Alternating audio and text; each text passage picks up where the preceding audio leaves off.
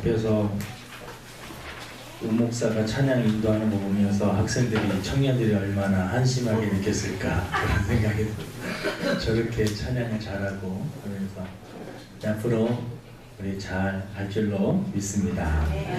우리 오늘 말씀 제목은 예배로 승부하라. 우리 한번 따라 하시겠습니다. 예배로 승부하라. 예배는 정성스럽게 드리는 게 중요합니다. 우리 요즘에 이 핸드폰 문화가 너무나 발전을 해서 예배 시간에도 우리 핸드폰 때문에 많이 교회들마다 학생들, 주일학교 학생들은요 설교 시간에 다 핸드폰 보고 있어요. 우리 어른들도 핸드폰을 볼 일이 많이 있긴 있는데 우리 예배 시간 우리 좀 집중해서 우리 하나님 앞에 이런 얘기를 하는 중에도 핸드폰을 보는 분이 있다면 좀 반갑습니다. 여러분, 예배는 인간이 할 수 있는 최고의 영광스러운 행위입니다. 이유는 피조물인 인간이 전능하신 하나님을 인격적으로 만나는 시간이기 때문에 그렇습니다. 네, 그러기에 하나님께 예배를 드리는 그 시간 자체가 우리 사람들에게는요 놀라운 축복이고 혜택이고 영광이며 은혜입니다. 예배의 자리에 초대되어서 하나님 앞에 예배를 드리고 있는 것, 그러면 이것이 최고의 축복 중에 축복인 줄로 믿습니다. 박근혜 대통령이 만약 여러분을 청와대로 초대 이렇게 했다면 여러분들은 어떠한 마음으로 그 시간을 준비하겠습니까? 아마 옷을 한 벌 맞추지 않았을까. 그리고 미장원도 평상시에는 빠마 하는데 15,000원, 또 좀 싼데 10,000원, 좀 비싼데 20,000원짜리 갔다면 5만원, 10만원 막 투자하고 여러가지 준비를 많이 할 것입니다. 그리고 목욕제계도 깨끗이 하고. 여러분, 우리가 드리는 이 예배는 대통령 만나는 초청한 그러한 것과는 비교가 되지 않을 정도로 우리는 전능하신 우리 하나님, 전능하신 하나님, 그 하나님이 저와 여러분들을 초청한 줄로 믿습니다. 여러분, 대통령보다도 더 크시고 위대한 분이 나를 부르시고 그리고 하나님을 대면하는 이 시간입니다. 그래서 여러분, 이 시간은 너무나 소중하고 귀한 것입니다. 그래서 여러분, 예배에 성공하는 자들을 하나님은 기뻐하시고 그러한 자들을 축복하시고 예배를 소중히 여기는 자를 하나님은 그 사람을 소중히 여기는 것을 볼 수가 있습니다. 살다 보니까 그렇더라고요. 어떤 약속 시간을 딱 정했는데요, 그 약속 시간이 됐는데도 약속 시간에 나오지 않는 사람들이 있습니다. 그러면은요, 그 약속을 한 사람들은 어떤 생각이 드냐면 조금 처음에는 이 사람이 좀 바빴겠지 이런 생각이 들지만 그걸 계속해서 반복이 된다면 이 사람이 나를 무시하는 것은 아닌가 이런 생각이 듭니다. 여러분, 우리 하나님과의 약속의 그 시간, 하나님과 약속했던 그 시간 하나님 앞에 드리는 거 너무나 귀하고 소중한 시간인 줄로 믿고 우리 모든 성도들이 정말 예배를 소중히 여길 수 있는 우리 주사랑교회 모든 성도들이 되기를 주님의 이름으로 축원을 드립니다. 여러분, 우리 예배의 대상은요 이 세상을 창조하신 분입니다. 여러분, 한나라의 대통령과 비교할 수 없는 분입니다. 이 세상을 창조하신 해와 달과 별과 이 우주 만물을 다 지으신 그러한 전능하시고 모르시는 것이 하나도 없으신 그러한 분입니다. 그분은 사랑의 하나님입니다. 여러분, 하나님이 저와 여러분들을 뜨겁게 사랑했다라는 가장 확실한 증거는 예수님을 이 땅에 보내주셨다라는 것입니다. 그리고 그 아들을 아낌없이 우리를 위해서 십자가에 희생시키셨다라는 것입니다. 그것이 바로 하나님이 저와 여러분들을 너무나 사랑하신다라는 증거입니다. 여러분, 그분은 우리의 영적 아버지입니다. 하나님을 우리는 다 아버지라고 부르고 저와 여러분들은 예수 그리스도를 마음의 구주로 영접하는 자는요 자녀가 되는 권세를 주셨다라고 말씀하십니다. 저와 여러분들은 다 하나님의 자녀인 줄로 믿습니다. 여러분, 하나님의 자녀들, 그리고 여러분, 우리들이 경배하는 이 예배의 대상은 여러분, 이 세상을 창조하시고 나를 너무나 사랑하시고 그리고 나의 영적 아버지다라는 것입니다. 여러분, 성경은 창세기부터 계시록까지 하나님이 저와 여러분들을 너무나 사랑하신다라고 하는 이 이야기를 계속해서 반복해서 쓰고 있는 것입니다. 여러분, 오늘 읽었던 이 본문 말씀은요, 우리들이 많이 들었던 말씀입니다. 가인과 아벨에 대한 이야기. 가인과 아벨. 여러분, 가인은 농사꾼이었습니다. 그리고 여러분, 아벨은 이 양을 기르는 이 목자였습니다. 목축업을 했다고 한 사람은 농사를 지었던 채소를 기르는 그러한 사람이었습니다. 그런데 여러분, 이상한 일이 생겼습니다. 여러분, 가인은 자기의 농산물로 하나님 앞에 제사를 지냈고 아벨은 자기가 기르고 있는 어린 양을 잡아서 하나님 앞에 제사를 똑같이 드렸는데 가인의 제사는 하나님이 받지 않으시고 아벨의 제사만 받았습니다. 이 성경에 대한 의문이 생깁니다. 하나님은 왜 채소는 받지 않으시고 이 어린 양, 고기만 받으셨을까? 여러분, 우리가 오해의 여지가 있습니다. 그런데 성경은요, 이렇게 표현을 하고 있습니다. 히브리서에 보니까 아벨은 믿음으로 제사를 드린다. 믿음으로. 여러분, 히브리서 11장 6절에 보니까 믿음이 무엇이냐? 여러 가지 정의가 있겠지만 하나님이 살아계신 것과 그에게 간구하는 자에게 상 주시는 이심을 믿는 것. 이것이 믿음이다라는 것입니다. 그러니까 여러분, 이 시간에 똑같이 예배를 드려도 하나님이 살아계신 것을 믿고 그분에게 예배드리는 것, 그러한 예배를 하나님이 받으신다는 것입니다. 그럼 하나님이 살아계신 그거 믿지도 않으면서 예배드리는 것은요, 하나님이 기뻐하지 않으시고 받지 않으신다라는 것입니다. 그러니까 여러분, 예배하는 드리는 그 자세가 얼마나 중요한지 모릅니다. 하나님은요, 중심을 보시기 때문에 그렇습니다.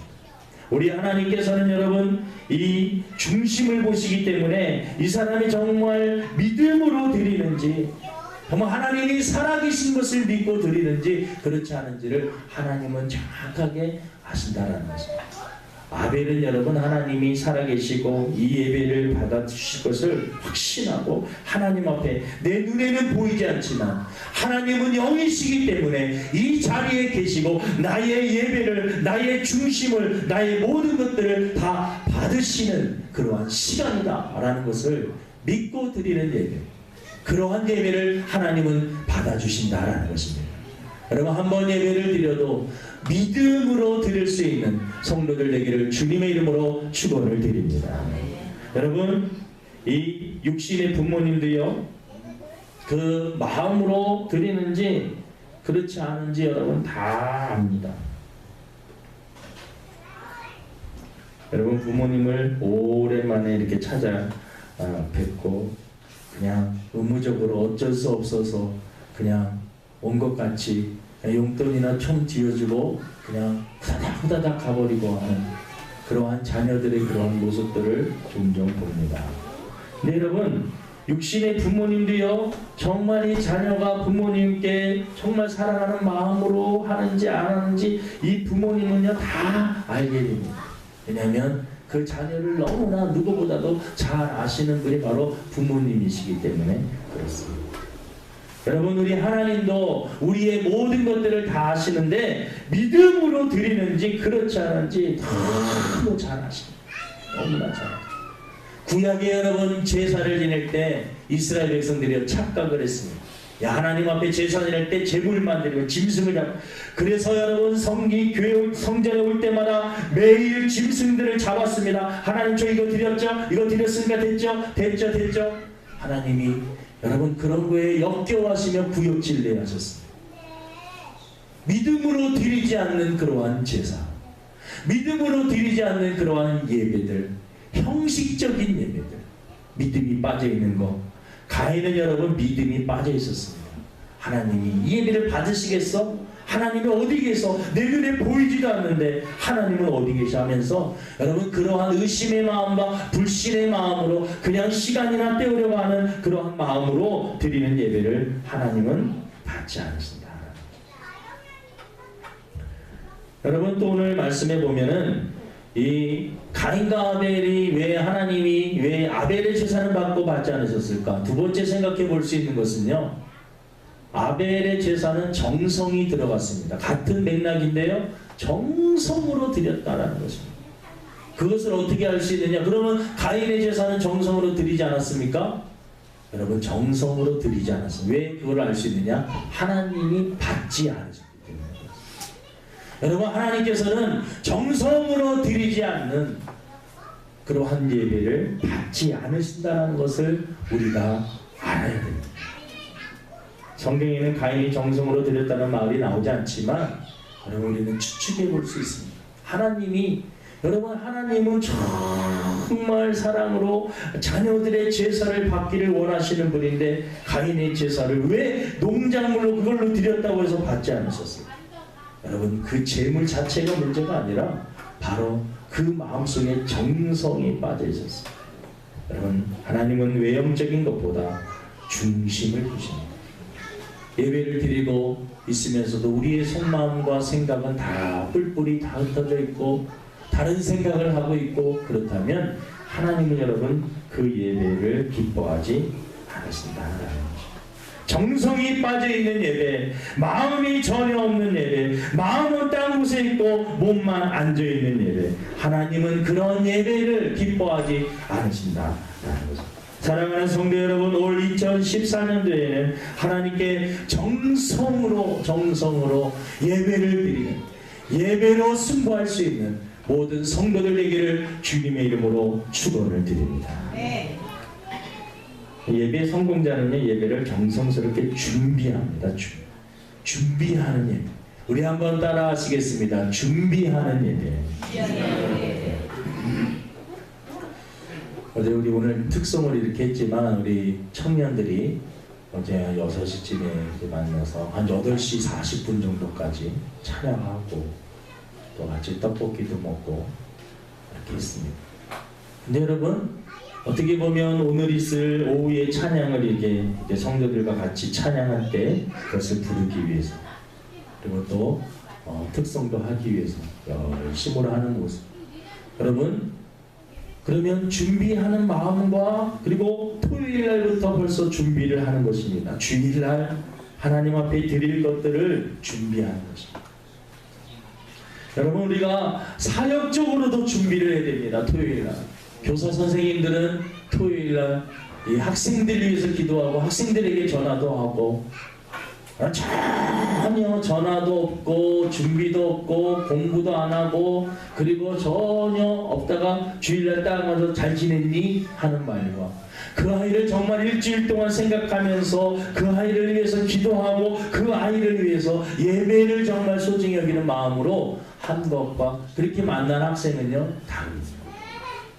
여러분 이런 의미에서 우리가 토요일날 준비해야 됩니다. 주일을 위해서 자기의 할 일도 하지만 그러면서 주일을 준비해야 됩니다. 예배를 준비해야 됩니다. 주일을 망칠 수가 있습니다. 여러분 준비가 없으면 준비를 해야 돼요. 토요일날 너무 늦게 주무시면 안 돼요. 주일을 위해서 준비하고 그리고 기도하고 그렇게 준비된 그러한 마음으로 하나님 앞에 예배를 드릴 때 하나님은 이 예배를 기뻐 받아주실 줄로 믿습니다. 여러분 우리 새로운 성도들이 교회에 와서 처음으로 느끼는 그러한 것은 예배 분위기입니다. 성도들이 얼마나 준비된 예배를 드리느냐라는 거죠. 준비된 미리 오셔가지고 헌금도 준비하고 그리고 성경 찾을 것도 준비하고 다 준비하는 자신이 사회인지 기도인지 자신이 무엇인지도 모르고 여러분 전혀 준비가 안 된 그러한 상태에서 뭔가 하나님 앞에 드리면 하나님이 여러분 그러한 예배를 받으시겠습니까? 내가 여러분 누군가에게 초청을 받고 갔는데 초청 간 그 시간에 가보니까 아무것도 안 해놓고 이불도 개지 않고 세수도 안 하고 여러분 잠옷 바라보고 나서 어쩐 일이세요? 라고 하면 여러분 그 초대를 누가 기뻐하겠어요? 여러분 우리 하나님께서는 준비된 예배를 원하십니다. 찬양도 준비하고 찬양도 준비하고 아이들 가르치는 것도 준비하는 겁니다. 식사도 준비하는 겁니다. 성도들과 교제하는 것도 준비하는 것입니다. 다 그냥 되어지는 것이 아니라 준비하는 겁니다. 준비하는. 하나님은 그러한 모습을 원하십니다.